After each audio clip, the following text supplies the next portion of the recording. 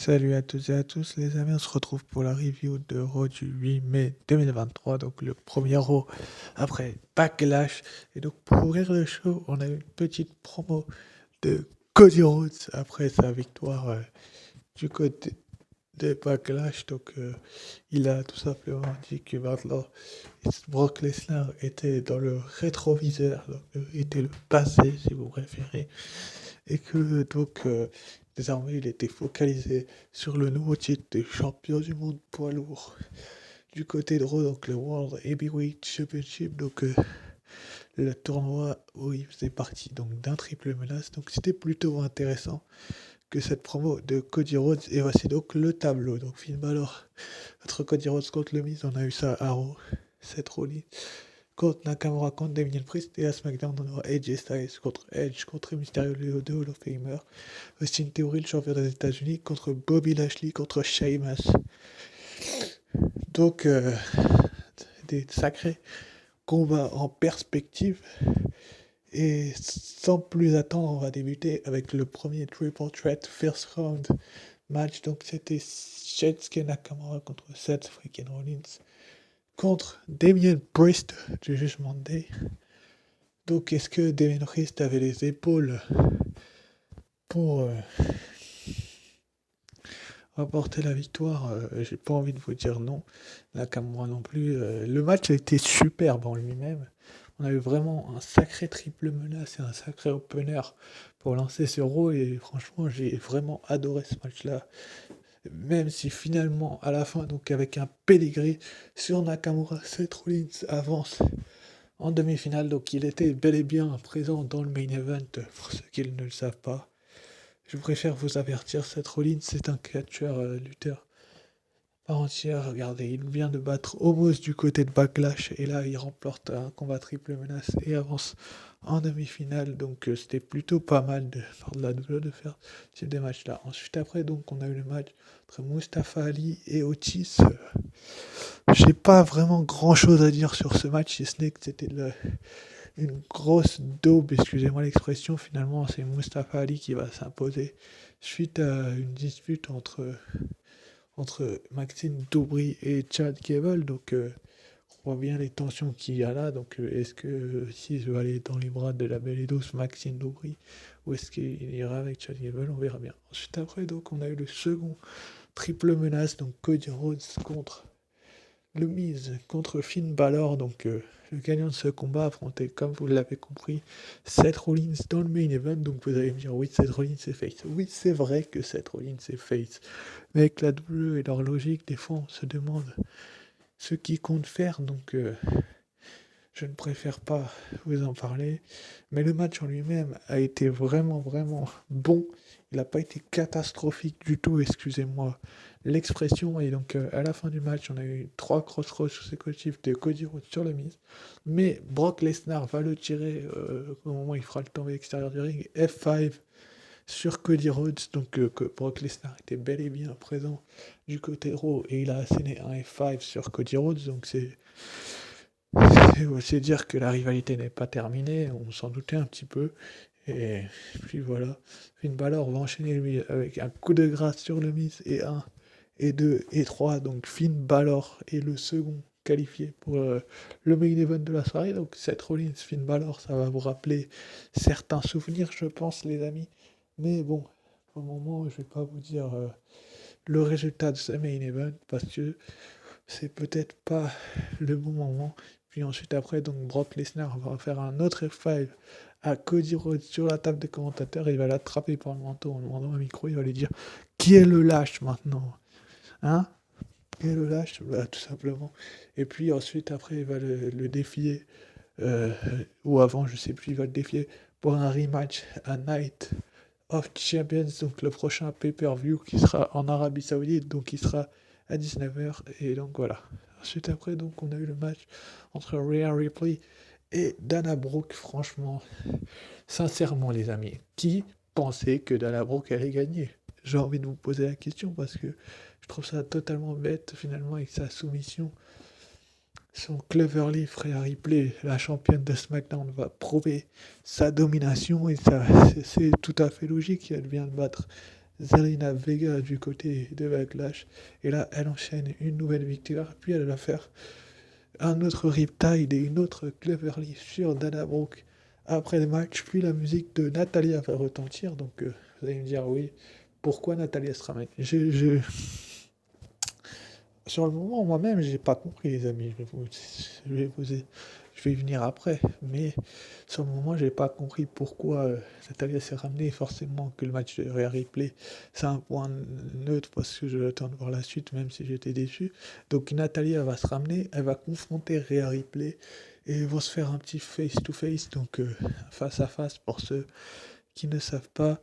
Puis ensuite, bah, du coup, Dominique Mysterio va dire à Rhea Ripley de s'en aller, puis ils vont partir. Sans vraiment calculer Natalia, je pense que Natalia a des envies du SmackDown Women's Championship, sans doute un match à la nuit des champions entre les deux jeunes femmes, mais on verra bien ce qui se passera dans les prochaines semaines. Mais déjà, Rhea Ripley a une nouvelle aspirante, j'ai l'impression. Ensuite, après, donc, on a eu le tag team match, donc c'était Imperium contre Kevin Owens et Sami Zayn. Donc on a eu un petit segment en backstage qui nous a mené à ce match que j'ai apprécié, on va dire, en partie, parce qu'il y a certains détails qui m'ont échappé et que j'ai pas du tout aimé, donc je vais y venir.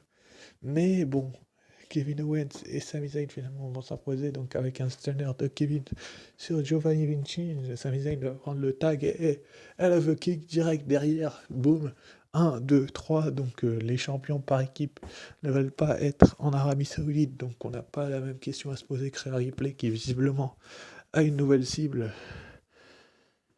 sur la tête, donc c'est Natalia pour ceux qui arrivent en cours de vidéo. Mais bon, la victoire de Kevin Owens et de Sami Zayn et le fait qu'ils ne veulent pas être en Arabie Saoudite, je me demande est-ce qu'ils ne vont pas perdre les titres dans les prochaines semaines. On verra bien. Ensuite, après, donc jusque-là, le show était plutôt moyen et on a eu la réunion de The Way. Donc The Way, c'est Dexter Lumis, Indy Hartwell qui a été drafté du côté de Raw, Candice LeRae et Johnny Gargano. Et là, forcément, enfin, il était bon le show au début. Puis après, à partir du match de Mustafa Ali, ça a commencé à devenir un peu du n'importe quoi parce que tout simplement les matchs allaient trop vite. Bref, même celui-ci, Zoe Stark, qui effectue ses débuts contre Nikki Cross. Zoe Stark est une catcheuse remplie de talent qui va remporter le match en 2 minutes 20. Non mais sérieusement, les gens, est-ce que vous... C'est comme ça que vous voulez mettre en avant les talents de la NXT? Non mais où? Non mais au bout d'un moment, moi je veux bien, mais Zoe Stark et Nikki Cross auraient pu nous faire un match un petit peu long, un tout petit peu plus long, et voilà quoi. C'est tout ce que j'ai à dire.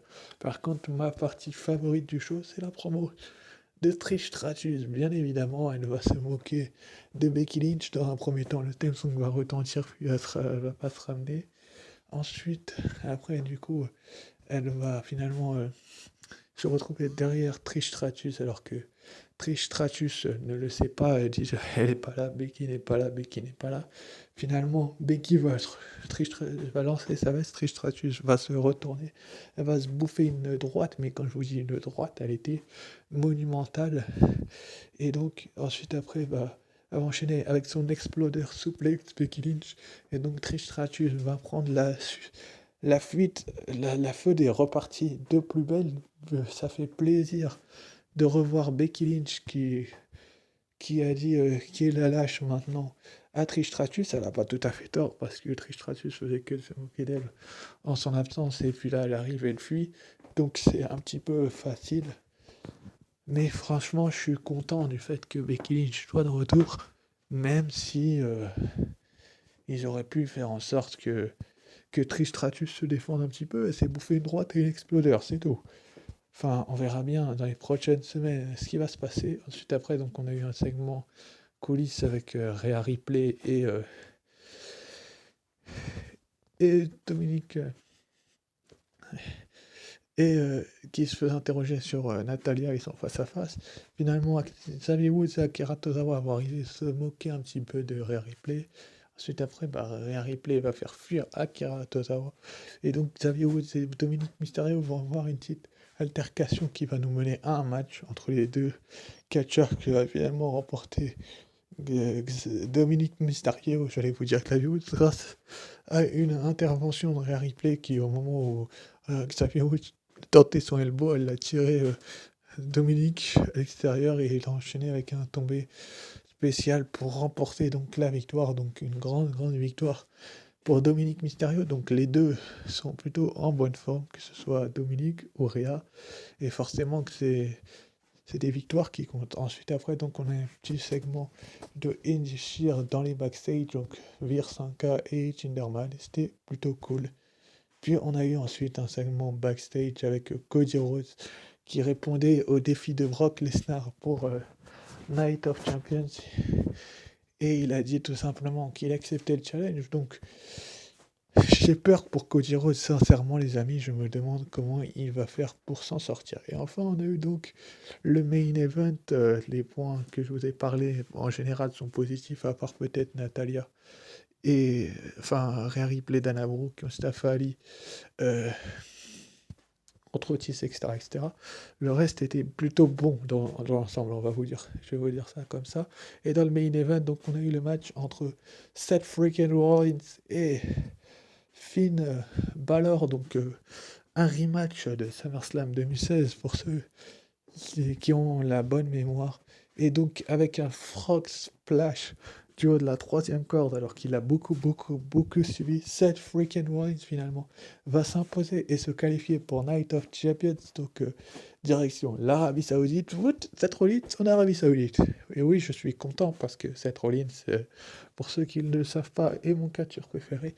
Et va avoir l'opportunité de peut-être de devenir le champion d'Euro avec le titre de champion du monde poids lourd. Il affrontera donc soit Edge Styles, soit Rey Mysterio, soit Sheamus, soit Bobby Lashley, soit Austin Theory. Enfin bref. Ensuite, après, donc, on nous a annoncé pour la semaine prochaine les débuts du champion intercontinental Gunther du côté de Raw. Donc c'est plutôt cool de voir que Gunther va être présent parce que j'ai l'impression que la WWE l'avait un petit peu oublié. C'est vrai qu'il était parti en Italie, donc il n'avait pas pu être présent à Backlash et puis les dernières semaines, mais bon, c'est cool. Ensuite, après, on a eu Sonia Deville et Chelsea Green qui ont fait signer des pétitions pendant tout le show. Donc voilà quoi, elles auront un match de championnat par équipe, soit contre Liv Morgan et Raquel Rodriguez, soit contre Bailey et Dakota Kai de Damage Control la semaine prochaine. Donc on va bien voir ce qui va se passer. Et enfin, donc on aura le match la semaine prochaine du côté de Raw entre Shinsuke Nakamura et le Miz. Donc on va bien voir ce qui va se passer dans les prochaines semaines. Est-ce que la WWE va nous réserver? Enfin, ensuite, donc pour NXT Women's Championship Tournament qui va débuter ce soir, on aura Gigi Dolin contre Tiffany Stratton et Lyra Valkyria contre Canadian Fallon, Cora Jade et Roxanne Perez, Jessie Jane auront lieu la semaine prochaine. Et donc la nouvelle championne sera concernée à NXT Battleground. Donc c'est pour la petite preview de NXT. Et après, on aura un petit segment avec Nathan Fraser. Donc ça va être plutôt intéressant de voir ce que Nathan Fraser aura à nous dire. Et enfin ensuite, on aura aussi le match de Ilja Drakunov qui va se retrouver contre Tibar. Donc ça promet ce soir, c'est NXT parce que le début du tournoi pour le titre d'NXT féminin, le segment enfin Tibar et Ilja Dragunov, le Gallows contre le Diaz, ça va être un sacré NXT, il promet vraiment, surtout qu'on est en route vers NXT Battleground et comment ça s'appelle et Night of Champions pour le roster principal, donc ça va être plutôt bon. Et on aura enfin Trick Williams qui va se retrouver face à Braun Breaker. Donc est-ce que Carmelo Hayes sera de retour? Ça, je peux pas vous en dire plus que ce que vous pensez. Je pense qu'il va être là, Carmelo Hayes, et qu'il va revenir cette nuit du côté de NXT. Sur ce, je vous remercie d'avoir suivi cette review de Raw et ce petit programme d'NXT que je viens de vous dévoiler. Et c'est pour la note du show, pour la durée des matchs et les matchs non intéressants que je vous ai dit, donc Zoé Stark, Nikki Cross, où il aurait pu mettre plus de temps. Euh, Qu'est-ce que je peux rajouter d'autre? Mustafa Ali, Otis. Et je vais mettre un petit.